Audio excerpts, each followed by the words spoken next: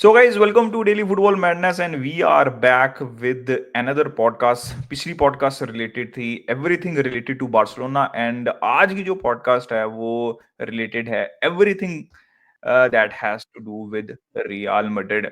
और as always मेरे साथ हैं सादिक भाई, और आज हम रियल मैड्रिड के ऊपर डिटेल के ऊपर बात करेंगे, उनकी ट्रांसफर्स के ऊपर, चाबी अलोंसो के ऊपर, अंचेलोटी का एरा जो एंड हुआ है और ब्राजील का एरा जो शुरू हुआ है उसके ऊपर भी हम थोड़ा सा बात करेंगे। तो ये कि कैसे खत्म हुआ, एक सैक्ड मैनेजर को कैसे ब्राजील ने रख लिया, लेकिन ये तो मजाक कर रहा हूँ। Ancelotti is a legend.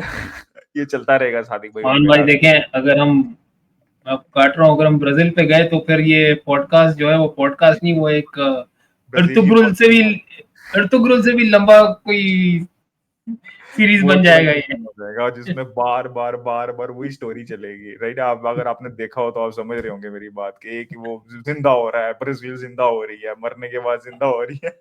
आपको पता है ना, 1800s पे कहानी चली जाएगी फिर। यार सच है।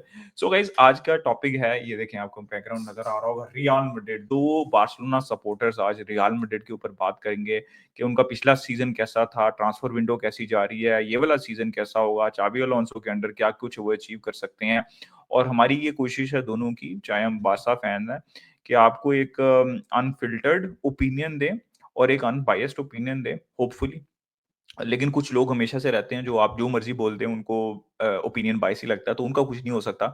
बाकी यार, मैं सबसे पहले आपको मतलब चाबी Alonso I think 17th position के ऊपर थी बायर लेवरकुसन जब उन्होंने संभाला था बायर लेवरकुसन को, और अगले सीजन में इनविंसिबल भाई 34 मैचेस की लीग होती है बुंडेसलीगा, उसमें 90 पॉइंट्स ले लिए भाई उसने, और एक भी मतलब इनविंसिबल गए, और I think only German club who did invincible. उसके अलावा कप भी जीता और यूरोपा लीग का फाइनल, जो कि अनफॉर्चुनेटली वो अटलांटा से हार गए थे। लेकिन मुझे ऐसा लग रहा था शायद डीप डाइव कर जाएगी, लेकिन सेकंड सीजन में भी अगर आप देखें तो सेकंड के ऊपर फिनिश किया बायर लेवरकुसन ने, तो it's not bad at all. और एक बेहतरीन पोजीशन के अंदर एक 70th प्लेस टीम को आप डायरेक्ट लेके जा रहे हैं, इनविंसिबल बना रहे हैं, और उसके बाद सेकंड सीजन के अंदर भी आप सेकंड फिनिश करा रहे हैं। इसका मतलब ये है कि Xabi Alonso has something in him, more मतलब समथिंग से कुछ ज्यादा है चाबी अलोंसो के अंदर, जो कि उन्होंने बायर लेवरकुसन पे शो किया। But now it's real Madrid, expectations different है, एनवायरनमेंट डिफरेंट है, may be culture is also different. और जिस तरह रियल मैड्रिड फुटबॉल खेल रही थी, जो मैंने क्लब वर्ल्ड कप के अंदर देखा रियल मैड्रिड को, I think it will be different in my opinion. मैंने बहुत अरसे बाद रियल मैड्रिड को सब्र से बॉल पीछे से निकालते हुए देखा कि कोई नहीं, 4-5 पास भी हो जाएंगे, आपको पोजेशन बेस्ड फुटबॉल भी देखने को मिली है। विंग बैक्स का रोल आपको शायद नजर आए। सादिक भाई, हम जो है वो जनरली डिस्कस करते हैं, पहले जैसे मैंने अभी एक आपको एक्सप्लेनेशन दी है चाबी अलोंसो की। आपको क्या लग रहा है, क्या एक्सपेक्टेशन हो सकती हैं? क्योंकि हांसी फ्लिक का भी केस बड़ा सिमिलर था, बारसा स्ट्रगलिंग। देखें, हांसी फ्लिक के केस के अंदर तो ज्यादा लिमिटेशंस थी, इसके अंदर तो अच्छी खासी ट्रांसफर 100 मिलियन से ऊपर ऑलरेडी स्पेंड कर चुकी है Real Madrid by the way already इस ट्रांसफर विंडो के अंदर। ये तो उस्मान भाई देखें, जो कह रहे हैं 100 मिलियन से ज्यादा, लेकिन ट्रेंड को भी ठीक ठाक साइनिंग बोनस वगैरह सब मिला है, तो ऐसा नहीं है कि वो 10 मिलियन तो वैसे भी गए हैं ना उसको क्लब वर्ल्ड कप वो खिलाने। नाम के लिए फ्री एजेंट होते हैं, लेकिन वो free agent technically free agent नहीं होते, वो उनकी एजेंसी फ्री होती है, यानी कि उनका जो एक इख्तियार होता है, जिसे हम कहते हैं ना इख्तियार, the right to choose the agency, that is free, कि वो कहाँ जा सकते हैं। और वो फ्री एजेंट नहीं होता technically. Now coming to the Xabi Alonso part of it, अगर जितने लोगों ने मेरी पिछले साल भर पहले भी, जब मैं पॉडकास्ट कर रहा था, अभी तो पिछले कुछ अर्से से मैं ऑफ था, तो उस दौरान भी मैंने अक्सर ये कहा था कि the next big manager among से जो लॉट आया, जिसमें आप मिकेल आर्टेटा को भी ऐड करते हैं, आप प्रोबेबली सेस फैब्रेगास को भी ऐड करते हैं, जावी को भी ऐड करते हैं, और आप जावी अलोंसो को भी ऐड करते हैं, उसमें मेरा जो फेवरेट मैनेजर था वो जावी अलोंसो था। रीजन बीइंग कि वो जो एक टॉप टियर मैनेजर जो बनते हैं ना आगे जाके, ज्यादातर करके जो हमने देखा है, वो उनके तमाम क्वालिटीज को फुलफिल कर रहा था along with his playing acumen. Player वो हम्म। बेहतरीन था, खेलता वो मिडफील्ड में था, स्पेशली सीडीएम पे खेलता था, वो पिवट पोजीशन या 6/8 पोजीशन, मैक्सिमम मोस्टली 6 था वो। उस पोजीशन पे आप गेम को पूरा स्टडी करते हैं अपने 360 डिग्री। आपने अपने डिफेंडर को भी ख्याल रखना होता है, अपने विंगर का भी ख्याल रखना होता है, अपने अटैकर का भी ख्याल रखना है। तो आप गेम सीखते हो उस एक पोजीशन से, और फिर आप कि स्कूलिंग किस कल्चर के अंडर हुई है एज अ प्लेयर। तो जावी Alonso comes from that Spanish school, जो कि रियल सोसिएडाड में हम काफी ज्यादा देखते हैं। आपको रियल सोसिएडाड से वो सॉलिड मिडफील्डर और solid mind, football understanding mind निकलते हैं मिलते हैं। फिर उधर से वो गया अंडर राफा बेनिटेस, क्योंकि थोड़ा pragmatic style of football. Rafa Benitez से he went under Carlo Ancelotti, sorry he went under Jose, under Jose Mourinho, he went under Jose Mourinho at Real Madrid. Jose Mourinho से he learned the defensive side of the total football, क्योंकि आपका Louis van हाल का tree है एक तरीके से, इसको आप लुई वैन हाल का अपना ट्री बोल सकते हैं। Then he got Carlo Ancelotti, जिसको आप Arrigo Sacchi high pressing football से एसोसिएट करते हैं। फिर वो गया अंडर पेप गार्डियोला, जो कि is the attacking side of total football. तो आप देख रहे हैं उसने हर तरीके की फुटबॉल के अंदर अपने आप को मंजवा के फिर उसने क्या किया, फिर उसने जाकर रियल सोसिएडाड की बी टीम को मैनेज किया। उधर से फिर वो गया, उसने चैलेंज लिया बायर लेवरकुसन पे, जहाँ पे प्लेयर्स अच्छे थे लेकिन टीम परफॉर्म नहीं कर रही। उसने उस टीम को, जैसा आपने बताया, इनविंसिबल बनाया। तो मेरे लिए जावी Alonso is probably the best manager of the current lot. ये नॉट द करंट लॉट मतलब पेप और फ्लिक और सारे भी आ जाते हैं, लेकिन जो ये वाली जो जनरेशन है, यंग जो 35 to 45 अपकमिंग लॉट, जो अभी के पिछले जो मेरी उम्र के लोग हैं, जो मेरे हम उम्र है, वो तो फिर सर एलिस फर्गसन पे हमें जाना पड़ेगा, लेकिन खैर ये एक अलग डिस्कशन। मतलब लिटरली जो असल दुनिया में जो मेरी उम्र के लोग हैं, तो उसमें जावी अलोंसो जो है वो मुझे सबसे बेहतरीन मैनेजर लगता है because of this, and plus उसका प्लेइंग एक्यूमेंट भी है। और एक दफा आप रियल मैड्रिड से गुजरते हैं, आप लिवरपूल से गुजरते हैं, तो आपको एक वो कमबैक का भी एक जीन थोड़ा बहुत आपके अंदर होता है, और हमने लेवरकुसन के साथ बहुत देखा है। तो उसमें जावी अलोंसो को तो मैं बहुत ज्यादा था ये कमबैक, थोड़ी हाई प्रेज हो जाएगी, लेकिन जो अप एंड कमिंग मैनेजर्स हैं जिन्होंने अभी तक कुछ जीता नहीं है, ये थोड़ा बहुत जीता है, उसमें I would say he is the closest. अगर कोई बोलते ना, जैसे लोग बातें नेक्स्ट मेसी कौन होगा, नेक्स्ट रोनाल्डो कौन होगा, वैसे मैनेजरियल उसमें आप बात कर सकते हैं नेक्स्ट क्लॉप कौन होगा, नेक्स्ट पेप कौन होगा। जावी अलोंसो मुझे थोड़ा पेप वाइब्स देता है। यार जो रियल मैड्रिड ने क्लब वर्ल्ड कप के अंदर पीछे से फुटबॉल खेली है ना, और कोशिश मतलब और सक्सेसफुल कोशिश की है। शुरू के एक आध मैच के अंदर गड़बड़ हो रही थी, बट ऑब्वियसली एक बहुत बड़ा शिफ्ट था, जो कि टिबो कोर्टोवा ने भी कहा कि काफी बड़ा शिफ्ट है फ्रॉम एंचेलोटी फुटबॉल टू जावी अलोंसो फुटबॉल, तो उसमें थोड़ा सा टाइम लगता है। बट हमने देखा है कि Real Madrid historically, real Madrid के प्लेयर्स भी स्पेनिश टीम में रहते हैं, तो स्पेनिश प्लेयर्स के अंदर हमेशा से वो एबिलिटी रहती है, ठीक है, और स्पेनिश प्लेयर्स फ्लेक्सिबल भी होते हैं हर तरह की फुटबॉल खेलने के। तो क्या एक्सपेक्टेशन है यार सादिक भाई जावी अलोंसो से पहले सीजन? और I think being a Barca fan, I am very excited to see Hansi Flick versus जावी अलोंसो, क्योंकि मैं हमेशा से ये कहता रहा हूँ कि जो ओपन प्ले वाली टीम्स है ना, मैं चाहता हूँ कि हांसी फ्लिक की टीम ओपन, देखिए ऐसा नहीं मैं कह रहा कि कोई आसानी होगी, लेकिन एंड टू एंड स्टफ आपको देखने को मिलेगा, तो मजा आएगा बीइंग अ बार्सा फैन भी जावी अलोंसो वर्सेस हांसी फ्लिक देखने का। देखिए बिल्कुल, आप बिल्कुल सही कह रहे हैं। बात यह है कि अगर आप अभी इस रियल मैड्रिड को देखें, अगर जो साइनिंग्स इन्होंने की है, हम बात करें जावी अलोंसो अपना कोई प्लेयर नहीं लाया, लेकिन जावी अलोंसो अपने प्लेयर के ऊपर का अपग्रेड लेके आए। जो जावी अलोंसो के लिए एडमंड टापसोबा करता था या थोड़ा बहुत पियरो हिनकापी करता था ऑन द बॉल, उसका एक ज्यादा सुपीरियर वर्जन वो लेके आया है, और यंगर वर्जन लेके आया है इन डीन हुइसन। अब डीन हुइसन जो है वो बॉल पे बहुत बेहतरीन है, और पिछले 2-3 मैचेस में उसने, जो मेरा थोड़ा सा डाउट था, जो बोनमत में अक्सर थोड़ा बहुत नजर आता था, वो ये था कि एरियली और जब ऑफ द बॉल सामने वाला अटैकर रन करता है तो कवर अप करना और ट्रैक बैक तो वो करता था अच्छा, लेकिन वो पेस से कवर करना और वो टैकल से पहले बॉल को पोजिशनली कवर करना, वो थोड़ा सा उसमें मिसिंग होता था। वो बोनमत में ज्यादा काम करता था, जो उनका दूसरा सेंटर बैक है इलिया जबारनी, जो पीएसजी से लिंक्ड है, वो वाला काम ज्यादा करता था, वो जो क्लीन अप करना। Dean Huijsen was on the ball, Illia Zabarnyi was more off the ball, लेकिन यहाँ पे उसको ऑफ द बॉल का काम भी मुझे दिखा है थोड़ा बहुत। और ऑन द बॉल आपका गेम तो अच्छा होगा ही, क्योंकि अगर आप पिछला सीजन देखें आप पीछे से अगर बिल्ड करते हैं तो आपके पास उस तरीके के प्लेयर होने चाहिए। हम्म, रूडिगर एक्सीलेंट डिफेंडर, लेकिन on the ball short passing connect करके बिल्ड करने में थोड़ा सा वो मार खाता है। He likes carrying the ball. Hmm, अब जब आपके पास डीन हॉयसन है तो Dean Huijsen is your first man जिसको आपने बॉल देनी है, और साथ में आपके पास राइट बैक पे है ट्रेंट जैसा प्लेयर जो बॉल पे probably one of the best full backs in the world, hmm, if not the best full back in the world on on the ball की मैं बात कर रहा हूँ। तो ट्रेंट आपके पास है। फिर उसमें आपको जाबी अलोंसो के सिस्टम में अपॉर्चुनिटी क्या मिलती है, वो जाता है 3 एट द बैक। तो वहां यस, पे आपको अपॉर्चुनिटी मिल जाती है चुआमेनी को उसके बेस्ट रोल में खिलाने के लिए। वो डीप एक play, sort of deep lying deep centre defensive midfielder play जो कि मेकर भी कह थर्ड। सकते हैं, सेंटर बैक भी कह सकते हैं उसको। आप अगर आपको देखना है चुआमेनी का रोल अभी वो क्या करेगा, तो आप पेप की जो बारसा थी उसमें जो बुस्केट्स जब आया था 2009-10 में, हम्म, तो वाइड हमारे सेंटर बैक स्प्लिट हो जाते थे, वाइड बुस्केट्स ड्रॉप करता था, फुल बैक्स चढ़ जाते थे। हम्म, ट्रू, तो आप एक तरीके से बैक थ्री बना लेते थे और वो बैक थ्री होती भी नहीं। हम्म, तो वही आपको यहाँ रोल मिल रहा है होने का। आपके फुल बैक्स में वो चढ़ रहे हैं, इसके लिए लोग फ्रान गार्सिया की बात कभी कर रहे हैं, क्योंकि फ्रान गार्सिया का रोल है वो चढ़ के खेलने वाला फुल बैक है।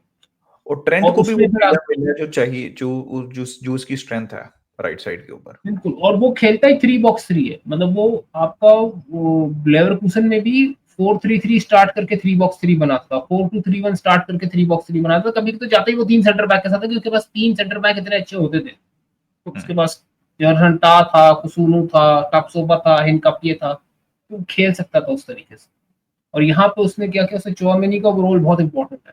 और आप देखेंगे real Madrid will become even more dangerous with the ball and more confident with the ball जब कामाविंगा वापस आ जाए। ट्रू, इसीलिए रॉड्रिगो की जाने की थोड़ी बातें आ रही हैं, क्योंकि अगर कामाविंगा वापस आ जाएगा तो चुआमेनी प्रॉपरली वो थर्ड सेंटर बैक बन सकता हम्म, है। और कामाविंगा जो प्रोफाइल है ना, लोग कह रहे हैं ग्रैनिट जाका जैसा प्लेयर उसके लिए बहुत इंपॉर्टेंट, कामाविंगा उसका सुपीरियर वर्जन है। हम्म। जो ग्रैनिट जाका की प्रोफाइल है, up and down, box to अरे भाई, box, Camavinga is, I 100% agree, और मैं बहुत सी वीडियोस में कह चुका हूँ कि in most of the matches जहां पे रियल मैड्रिड पिछले सीजन स्ट्रगल भी कर रही थी, कामाविंगा was their best player.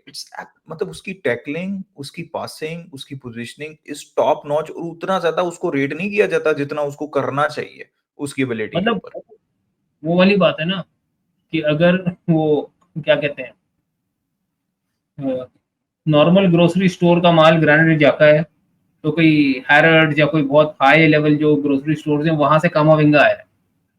Profile similar है, आप प्रोफाइल कंपेयर कर सकते हैं, रोल कंपेयर कर सकते हैं, लेकिन फिजिकली भी लेवल में बहुत कामाविंगा स्ट्रांग है यार वो, वही। फिजिकली भी तो आप बहुत सोच स्ट्रांग। सकते हैं कि फिर वो कितना एक अलग लेवल का प्लेयर हो जाएगा। अब यहाँ पे फिर डिसाइड करना पड़ेगा इसको, जाबी मेरा अलोंसो ये को। क्वेश्चन है कि साथ कौन खेलेगा? देखें, जो ये करता है, अगर उसमें आप चुआमेनी ड्रॉप कर रहे हैं, आपका वो उधर जा रहा है, और आपके 2 फुल बैक्स और आपके विंग बैक्स तो वही है जो है। बिलिंगम को भी ये डीप खिला रहा है, अगर आप देखें बिलिंगम को ये डीप खिला रहा है, बीच में आर्दा गुलर को भी फिट कर रहा है सेंट्रली। तो आपको क्या हम्म लग रहा है कि क्या कर सकते हैं? क्या फेडी वलवर्डे का रोल आप डीप देख रहे हैं, या फिर इस सेटअप के अंदर बिलिंगम का रोल आप डीप देख रहे हैं? देखिए, पहले 3 महीने तो रियल मैड्रिड को उतना वो नहीं होगा अगर कामाविंगा वापस आते, जो बेलिंगम आई थिंक इस वर्ल्ड कप के बाद, ये क्लब वर्ल्ड कप के बाद सर्जरी कराने वाला है। तो हम्म। वो तकरीबन नवंबर तक, कि आप समझिए पहले एल क्लासिको में शायद कोशिश होगी, लेकिन लॉन्ग मोस्ट टर्म क्या लाइकली वो सोचते हैं आप नवंबर। मिडफील्ड रियल मैड्रिड की? देखिए, वो स्टार्ट तो करेंगे 2 सेंटर बैक, ठीक है। मतलब वो तीन ही कर लेना, वो बेसिकली चौमेनी चार चार वो है, हम बेसिकली देख चार रहे हैं क्या मिडफील्डर करते उतार हैं। हाँ। वो बेसिकली 4 मिडफील्डर उतारेंगे, लेकिन वो ट्रांजिशन वैसे होगी जैसे बारसा कर रही थी ना, चावी के अंडर 3-बॉक्स-3 कर रही थी। हम्म, एग्जैक्टली। उसमें आपके फुल बैक्स तो वही होंगे। इसमें अगर वो करेरास ले आते हैं, अब काफी लोग यहाँ पे करेरास करेरास कर रहे हैं, लेकिन भाई करेरास को आपने देखा था 2 मैचेस में, बेंफिका वर्सेस बारसा, 3 मैच समझ लें, हाँ, क्योंकि 2 मैच हमने बाद में खेले थे और एक पहले खेला। आपने 3 बेंफिका बारसा मैचेस में देखा। बाकी सीजन उसका पोर्चुगीज लीग, जिसको अभी लोग काफी बुरा भला बोल रहे हैं, क्योंकि क्लब वर्ल्ड कप में पोर्चुगीज क्लब ने इतना खास नहीं किया, हालांकि बेंफिका ने बायन हरा दिए, फिर भी according to many Portuguese clubs have not done well. But तो उस पोर्चुगीज लीग में करेरास पूरा सीजन स्टार नहीं किया है, he was good. Sadik bhai, I think maybe Real Madrid fans का, if I am a Real Madrid fan, my argument would be कि यार ठीक है, फ्रैंक गार्सिया हैं, फर्लैंड मेंडी हैं, काफी ज्यादा इंजरी रहती है फर्लैंड मेंडी को, and then you have Frank Garcia. Either if Xabi Alonso trust Fran Garcia, then it's absolutely fine, right? हाँ अगर मैं एंचेलोटी काफी होते, लोग I would definitely say कि you would need a left back. अब depend करता है कि Frank Garcia under Xabi Alonso कैसा परफॉर्म करते हैं. अभी तक तो ठीक कर रहे हैं वो परफॉर्म्स, हाँ भाई ठीक है. काफी लोग ये भूल रहे हैं कि जावी अलोंसो के पहले सीजन में जब वो सेकंड सीजन जब वो इनविंसिबल गया था, उसने एक free agent left back sign किया था जिसके बारे में दुनिया बात भी नहीं कर रही थी. उसका नाम था अलेहांड्रो ग्रिमाल्डो. हम्म, सही बात है. और जेरेमी फ्रिम्पोंग की बात होती थी कि हाँ ठीक है, अच्छा प्लेयर है, तेज है, अप एंड डाउन करता है. वो गोल थ्रेट और इस तरीके का अटैकिंग थ्रेट जेरेमी फ्रिम्पोंग बनेगा, वो किसी को अंदाजा नहीं. वरना मैन सिटी अपनी एकेडमी का प्रोडक्ट बेचती नहीं कभी. I do agree. अगर फ्रैंक गार्सिया पे कॉन्फिडेंस है तो फिर आई डोंट सी कि वो कैरेरास का क्या रोल होगा इस टीम के अंदर, जब आपके पास ऑलरेडी दो लेफ्ट बैक हैं या left full back. I think Ferland Mendy can also play in that role also. हमने बहुत दफा देखा है कि वो सपोर्ट के एग्जैक्टली. अंदर विनीशियस के साथ जो है वो ओवरलैप करता है, and he is that type of a player जो कि यूज कर सकता है चाबी अलोंसो अपने सिस्टम में. तो सादिक भाई, अब अगर हम मिडफील्ड के ऊपर वापस आए, we should also not forget कि रियल मैड्रिड ने मस्टेंटूनो को भी, आई थिंक ये राइट प्रोनाउंसिएशन है, उसको भी साइन किया 45 मिलियन के अंदर. हाँ मैं तो आप देखिए मिडफील्ड क्या देख रहे हैं, मतलब जनरली लेट्स से कि एवरीवन इज देखिए फिट, हाउ डू लोग बहुत हाइप हो जाते हैं फ्रांको. और जाहिर सी बात है, हमारे जैसे लोग बात करते हैं प्लेयर्स की, तो लोगों को होता है. Franco Mastantuono is excellent player, I agree on that, जो उसने अपने रिवर प्लेट में किया.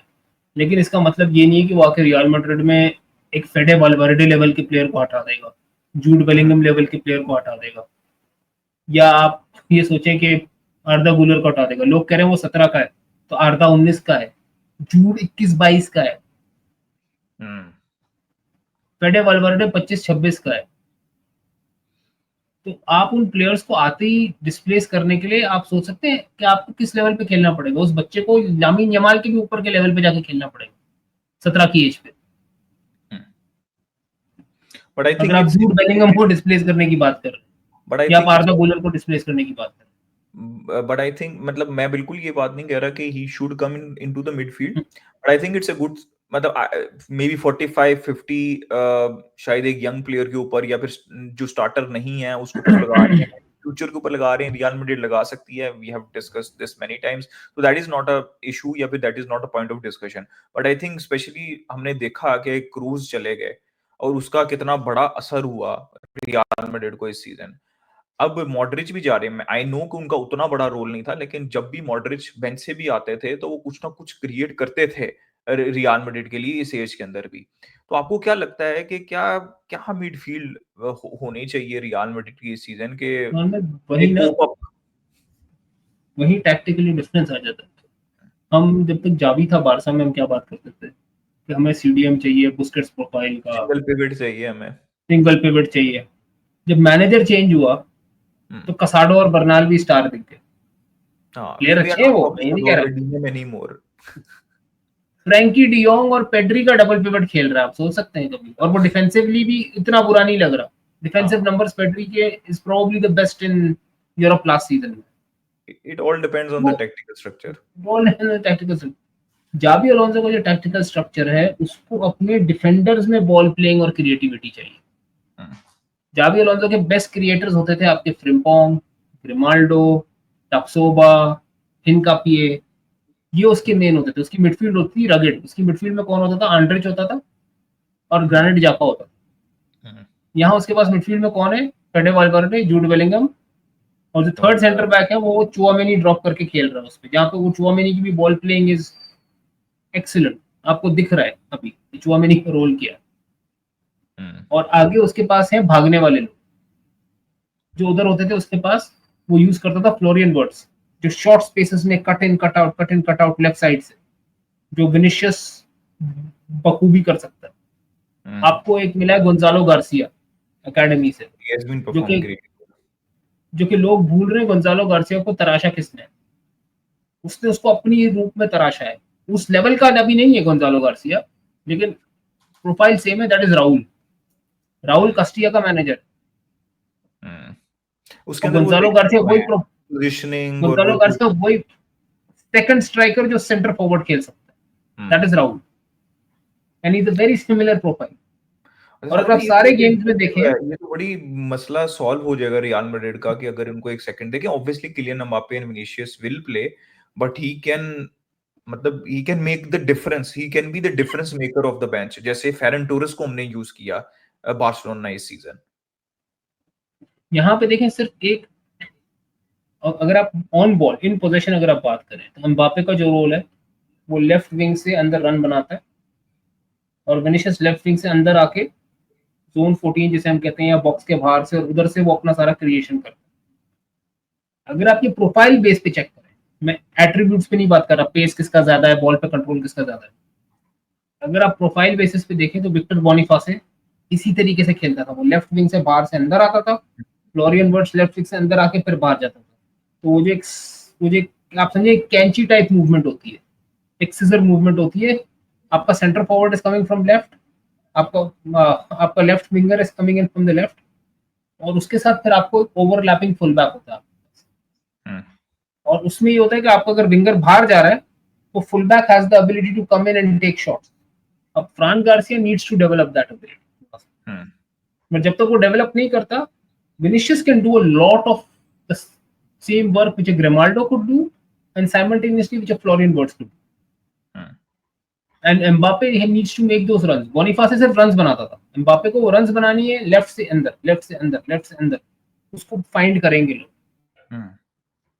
Specially with Boniface friend on ball पे ज्यादा कुछ नहीं करता था, हाँ,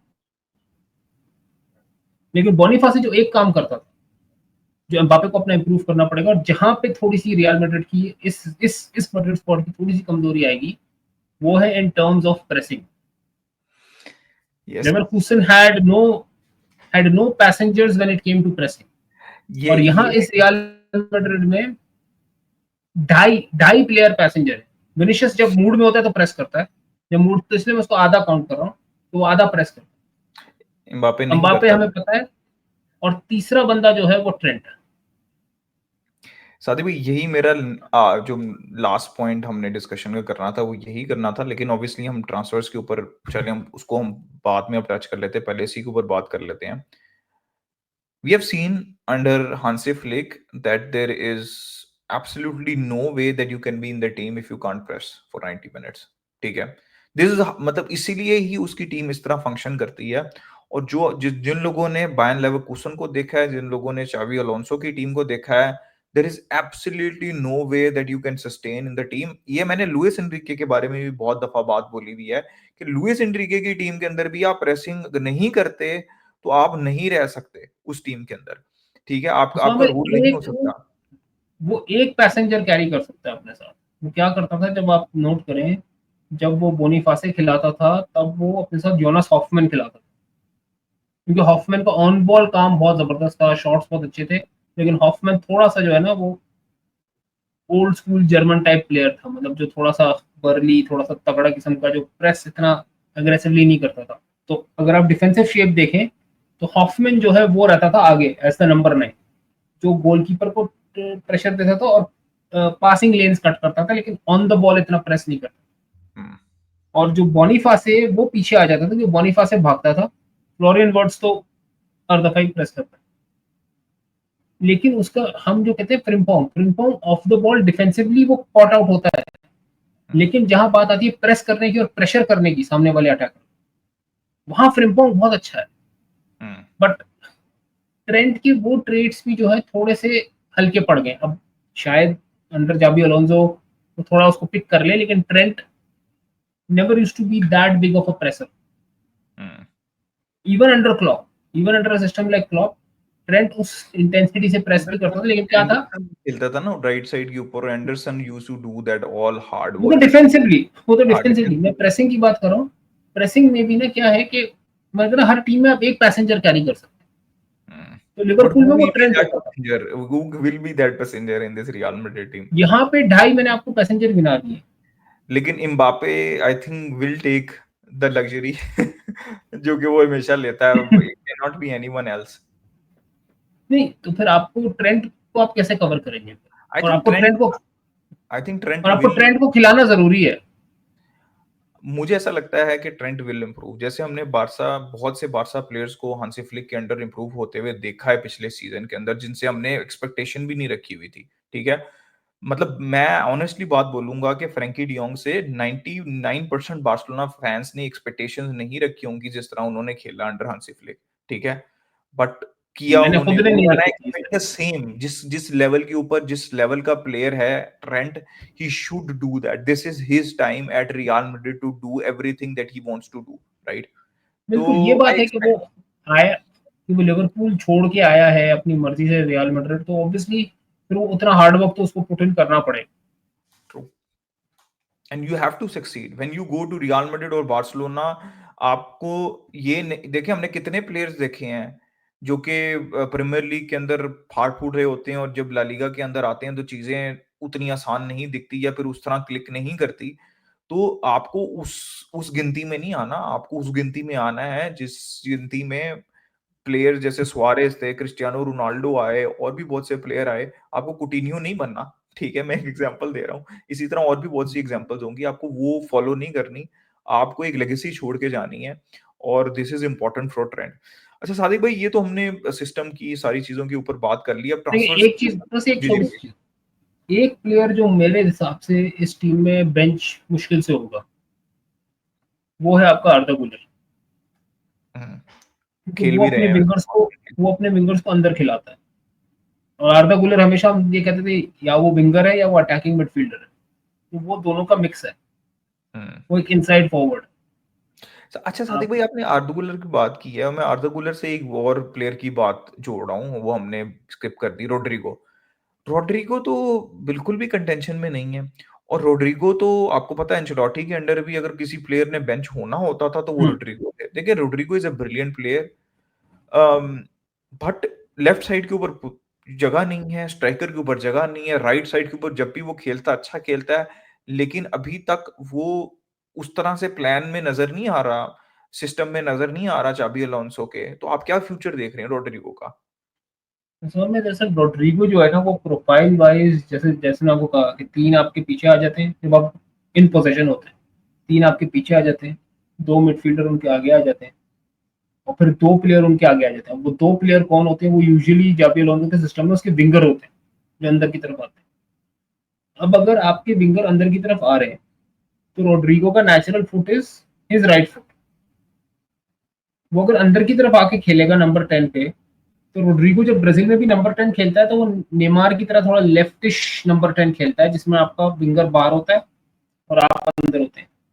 तो वो जब उस स्पेस में आएगा, तो वो एम्बापे की स्पेस पे भी आएगा, वो विनीशियस की स्पेस पे भी आएगा, और आपका जो इस तरफ का डिफेंस है, वो टीम को डिफेंड करना आसान हो जाता है। वो लॉप साइडेड अपना डिफेंडर लेफ्ट में फेंकते हैं, आपको तगड़ा प्रेस मारते हैं, एक बॉल स्विच की दूसरी विंग पे, और आपका पूरा जो प्रेशर है वो आ जाता है ट्रेंट, और उधर डिफेंडर भी आपके पास ट्रेंट है, तो आपका पूरा प्रेशर आ जाता है ट्रेंट के ऊपर।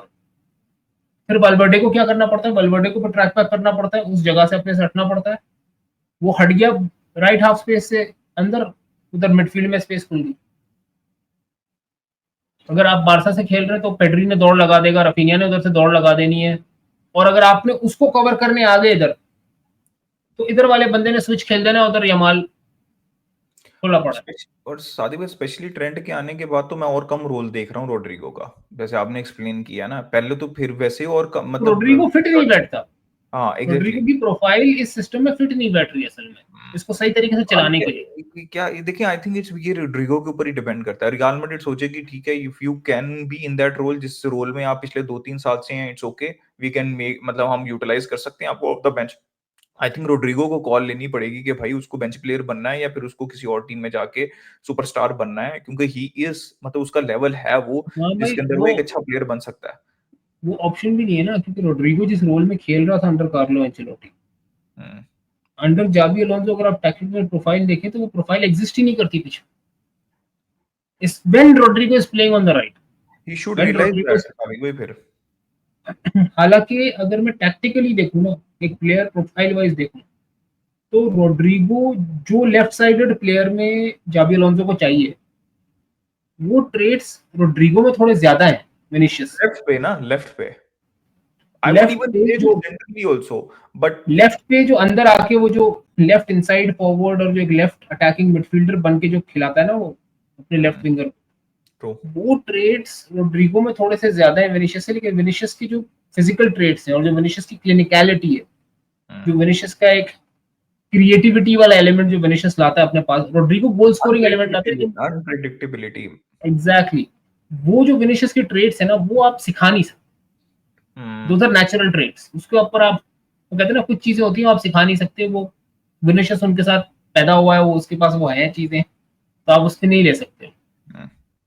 Yes, Adi, if I am a Real Madrid fan, I think Rodrigo has done a brilliant job in Real Madrid, but I would say कि it's time to get a proper left-footed winger in that right position.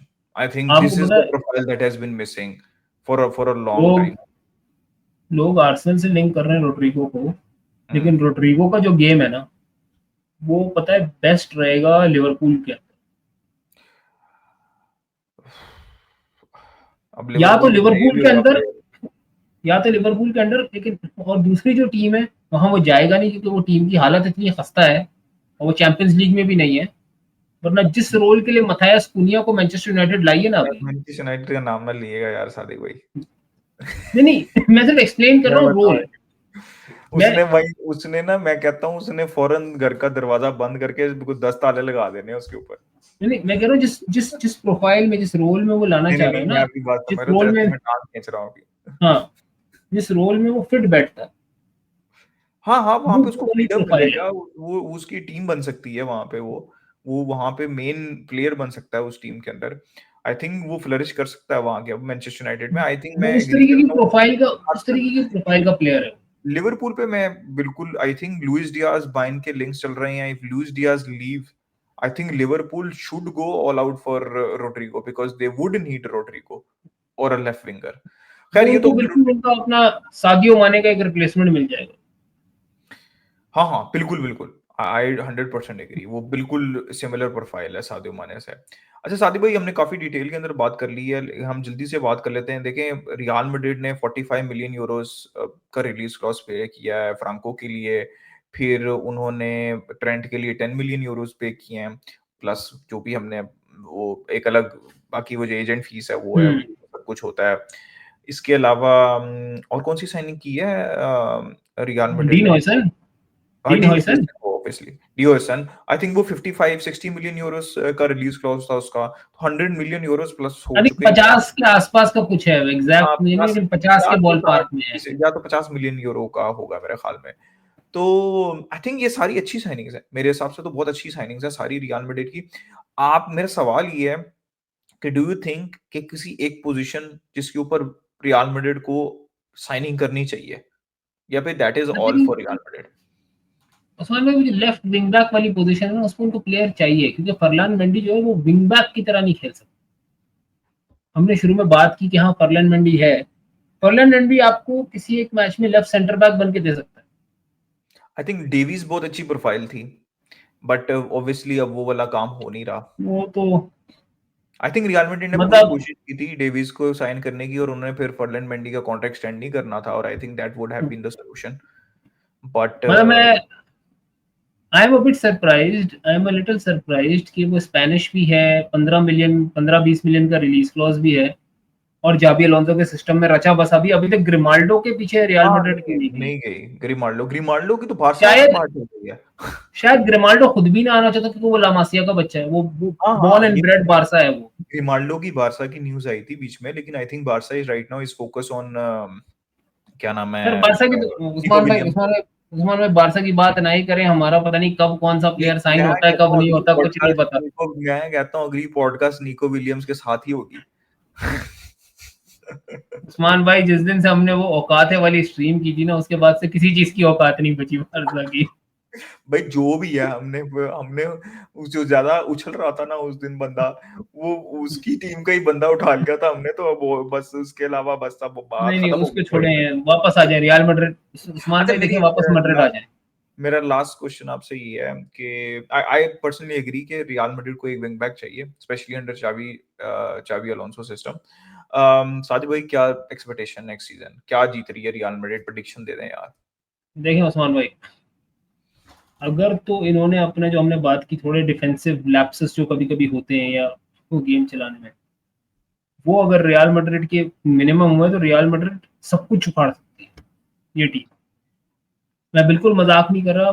मैंने जब अभी scouting की ना, आपको पता है मैं स्काउटिंग करता रहता हूँ, तो जो टेंटेटिव स्काउटिंग में मेरे पास बार्सिलोना और रियल मैड्रिड के जो स्कोर्स है ना क्यूमुलेटिव, पिछले सीजन के बेसिस पे real Madrid was a better squad, but on the pitch उन्होंने अंडर परफॉर्म किया।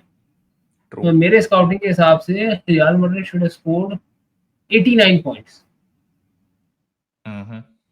And Barcelona should have scored 87 points. पिछले सीजन की बात कर रहे हैं हम। हाँ, and we scored 88 and Real Madrid scored 85, so they underperformed it by 5 to 6 points. But real Madrid का मैंने जो ट्रैक रिकॉर्ड निकाला है ना, मैंने जब ट्रैक रिकॉर्ड निकाला है रियल मैड्रिड का, तो रियल मैड्रिड का मैंने देखा है कि वो या तो अपने लेवल पे परफॉर्म करते हैं बिल्कुल टू दैट लेवल, या उससे 3-4 पॉइंट ही नीचे आते हैं। बार्सिलोना का मसला ये है कि बार्सिलोना अगर किसी सीजन ओवर परफॉर्म करेगी तो अगले सीजन अंडर परफॉर्म करेगी, और वो होता भी है क्योंकि आपका स्क्वाड बहुत यंग है, तो यंग प्लेयर्स में थोड़ा सा वेरिएंस आपका आता है season two season before they settle into a proper group. फिर जब मैंने उसको प्रोजेक्ट किया टू द नेक्स्ट सीजन, अपने जो थोड़ा बहुत फॉर्मूला वगैरह लगा के, तो आई फाउंड कि last season real Madrid was, आप समझ लें, एट अ लेवल जिसको मैं कहता हूँ 75.3, बार्सिलोना वाज एट 74.8 74.9, थोड़ा फर्क था दोनों। जब उसको एक्स्ट्रापोलेट किया तो इस सीजन बारसा एक्स्ट्रापोलेट होके because of the youth and everything and the continuity of the squad comes up to like a 75.3, but Real Madrid remains in that 75 area. तो उस पे रहते, it's a solid squad. लेकिन जो peak है Real Madrid का, that goes up to a 78. That means they are a 90 point team. Potential ज्यादा है। इसको अब मैं अगर सिंपल उसमें समझाऊं तो ये है कि जो बड़ी टीम है, जो टीमें आपको हर्ट कर सकती है अपने अटैक से, जिनके पास तगड़ा अटैक है, जिन टीमों के पास, उनके पास रियल मैड्रिड को थोड़ी सी दिक्कत आ सकती है। लेकिन have those ping pong game, जैसे हमारे लास्ट कुछ गेम थे 4-3 3-2। I expect this for real Madrid this season, जैसे हमारे गेम्स थे। लेकिन जो एडवांटेज है रियल मैड्रिड को इस दफा, क्योंकि टैलेंट है और सिस्टम बड़ा अच्छा बैठ रहा है in this profile of players. तो जो लास्ट ईयर आप देख रहे थे ना, रियल मैड्रिड ने कहाँ गड़बड़ की, जो छोटी टीमें थी ना, जो उनको फंसा लेती थी, लो ब्लॉक में बैठ जाती थी, पेशेंस वहां पे नहीं रियल मैड्रिड ने जो कि शो वहां पे करेंगे। रियल मैड्रिड ने लॉसेस ली और ड्रॉज ली। इस दफा मुझे नहीं लगता, इस दफा मुझे लगता है छोटी टीमों को रियल मैड्रिड धोएगी। मतलब वो बेलन लेके ना, जो नहीं कहते, जो जब हम जब बचपन में मस्ती करते थे, जब हमारी अम्मी जो करती थी हमारे साथ, बेलन, झाड़ू, जूता जो हाथ में आया दे मार 4.5। तो रियल मैड्रिड ने आप समझ ले 4.5 गोल मारने हर टीम के ऊपर, ये छोटी छोटी टीम है। I do agree. आप समझ लें ये अलावेस है, हाँ अलावेस है, अलावेस, लेवांते, ओबिएडो, आपकी मयोर्का, गेटाफे, एस्पानियोल, इनको तो मतलब रियल मैड्रिड ने ना 6 गोल 5 गोल 7 गोल दबा के सूतना है, मतलब इतना बुरा मारना है जिसकी कोई हद नहीं। हाँ, थोड़ी दिक्कत आ सकती है बड़े गेम, लेकिन बात क्या होती है, आप लीग टाइटल बड़े गेम पे नहीं हारते। अगर रियल मैड्रिड दोनों क्लासिको हार गई ना पिछले साल, लेकिन जो बेटिस से वो गेम हारे, जो एक आध गेम वो मुझे सब एग्जैक्टली याद नहीं आ रहा, जो एथलेटिको से उनको ड्रॉ हो गए, नहीं काफी गेम ड्रॉ हुए हैं, अच्छी खासी 10 पॉइंट की लीड हो गई थी, उसके बाद अल क्लासिको सिर्फ थोड़ी थे, एक ही अल क्लासिको रह गया था, उसके बाद वही बाकी सारे पॉइंट्स उन्होंने छोटी टीम्स के अगेंस्ट। वही मैं कह रहा हूँ, वो गेम्स मुझे नहीं लग रहा इस सीजन, जैसे लास्ट ईयर बार्सिलोना वो गेम्स ड्रॉप नहीं कर रही थी, वो बीच में नवंबर में एक थोड़ा सा ब्लिप आया था, लेकिन उसके अलावा बार्सिलोना वैसे गेम नहीं ड्रॉप किया। मुझे नहीं लगता रियल मैड्रिड उस तरीके गेम ड्रॉप करेगी, लेकिन साइमल्टेनियसली ये भी लगता है कि बारसा उस तरीके की गेम ड्रॉप करेगी। आई थिंक बारसा का तो भी सेम।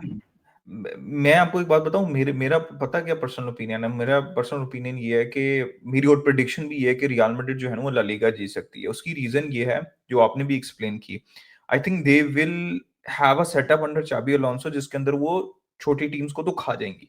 जैसे हमने हांसी फ्लिक का भी देखा, फुल फ्लो के अंदर वो दबाव बर्बाद कर रहे थे, आराम आराम से 4-4 5-5 गोल स्कोर कर रहे थे, भर 30 भर के मिनट के गोल बाद स्कोर हम कर रहे थे। 30 मिनट के बाद हम बर्गर खाना भी छोड़ देते थे। मैं आपको बताऊं, मेरे हिसाब से ना मेरी प्रिडिक्शन ये है कि चाबी, मैं ये नहीं कह रहा कि करेगी, लेकिन मैंने आपको सीजन के स्टार्ट के अंदर बताया था कि Hansi Flick in Champions League, Hansi Flick team can do the magic also, and we almost saw that. But knockouts के अंदर अगर आप गेम मैनेज नहीं ना करते कभी कभार, और इस तरह का जो गेम प्ले होता है ना, वो कभी कभार अगर आप परफेक्ट चल रहा है ना तो चलता है। आप जैसे बारसा का परफेक्ट चलता रहता तो वो ट्रेबल जीत जाते हैं, इसी तरह बारसा ने भी, बायर्न ने भी पहले ट्रेबल जीते हुए, बारसा ने भी जीते हुए, जब परफेक्ट चला जाता है सब कुछ, आप बेहतरीन फुटबॉल खेल रहे हैं, गोल स्कोर कर रहे हैं। लेकिन जब इस तरह की आप फुटबॉल खेलते हैं ना, तो काफी ज्यादा चांसेस होते हैं नॉकआउट होने के भी। तो मुझे ऐसा लग रहा है कि रियल मैड्रिड ला लीगा जीत सकती है, ये जीतेगी। आई हैव डाउट, मैं ये नहीं कह रहा कि फेल होगी चैंपियंस लीग के अंदर, लेकिन कहीं ना कहीं शायद नॉकआउट्स के अंदर वो आपको स्टोरी दिख सकती है जो कि फाइनल के अंदर अगेंस्ट अटलांटा दिखी थी। सर में मुझे लग रहा है लीग क्लोज होगी, और उस तरीके की लीग होगी जो हम 2010-11 में देखते थे, 90 पॉइंट प्लस दोनों होंगे, एक आध पॉइंट पे इधर उधर आखिरी गेम वीक में। उसमें आप देखिए क्लासिको मैटर नहीं करते थे, आई थिंक शायद ड्रॉ ही होते थे क्लासिको शायद ज्यादातर करके उस टाइम पे। एक जो है ना, मुझे लगता है कि लीग तो क्लोज होगी। मैं इस वक्त नहीं प्रेडिक्ट कर रहा कौन जीतेगा, लेकिन पता नहीं क्यों एक गट फील है कि शायद रियल मैड्रिड पिक कर जाएगी लीग को। नहीं, मेरी तो प्रेडिक्शन ये है कि रियल मैड्रिड, मतलब मैं कोई वो नहीं कर रहा और मुझे लगता है कहते। चैंपियंस लीग में पता है क्या है, चैंपियंस लीग में एक चीज होती है कि ठीक है, इस तरीके का फुटबॉल जब रिदम बन जाती है, फिर एक चीज होती है रियल मैड्रिड की जब रिदम बन जाती है। दोनों चीजों में फर्क है, एक है बाकी टीमों की रिदम बनना, और एक है रियल मैड्रिड की रिदम बनना, रिदम स्पेशली बन इन जाना, champions plus league. The culture and history also and the एक बिलीफ दफा सिस्टम। रियल मैड्रिड ने अगर पेलना शुरू कर दिया ना टीमों को चैंपियंस लीग में नॉकआउट में आके, तो फिर वो टीम नहीं रुकती। फिर वो team I do agree. Trophy लेके घर जाती है, और वो जाके सेलिब्रेट भी नहीं करते फिर। यार हम तो करते हैं सादिक भाई, क्योंकि हम नहीं, तो हम करेंगे, करते हैं ना, वो तो हमें फिर हमें ट्रॉफी दस जीत के भी हमें कहते दस हैं कि हम साल हो गए। सेलिब्रेट नहीं करते। हम गरीबों को 10 साल हो गए। नहीं चलो तो गाइस, मैं आई कह रहा हूँ, थिंक। मुझे लग जी रहा है जी। रियल मैड्रिड ना, फिर फिर डबल हो रहा है रियल मैड्रिड। मुझे लगता है कोपा डेल रे में वो इस दफा जल्दी फारिग हो जाएंगे। वो कहते हैं कि ठीक है रहने दो, और वो लेकिन लीग और हो सकता है सादिक यूसीएल भाई, निकाल जाएंगे। सब कुछ जीत सकती है, और ये जिस तरह की फुटबॉल खिलाते हैं ना, ये इस तरह की फुटबॉल है जो कि आपको अगर क्लिक कर जाए ना तो आप ट्रिपल जीतते हैं। ये मेरा, मैं हमेशा से बोलता हूँ, जो कंसिस्टेंट फुटबॉल है ना लेकिन वही आपको लीग ट्रिपल दिलाती है।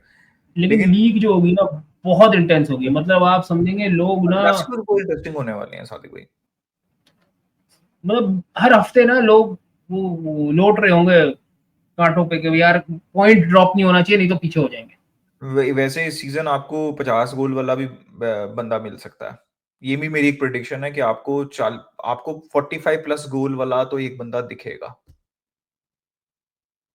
या तो बारसा की टीम में से दिखेगा आपको, या फिर आपको रियल मैड्रिड की टीम में से दिखेगा। ये मेरी प्रिडिक्शन है इस सीजन की। बाकी सादी भाई देखते हैं, आई थिंक काफी टाइम हो गया। तो so guys, that was the Real Madrid podcast, everything, almost everything related to Real Madrid.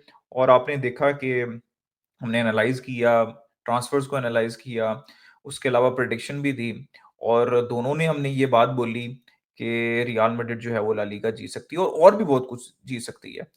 तो होपफुली आप लोगों को डिस्कशन अच्छी लगी होगी। Thank you so much Sadiq भाई।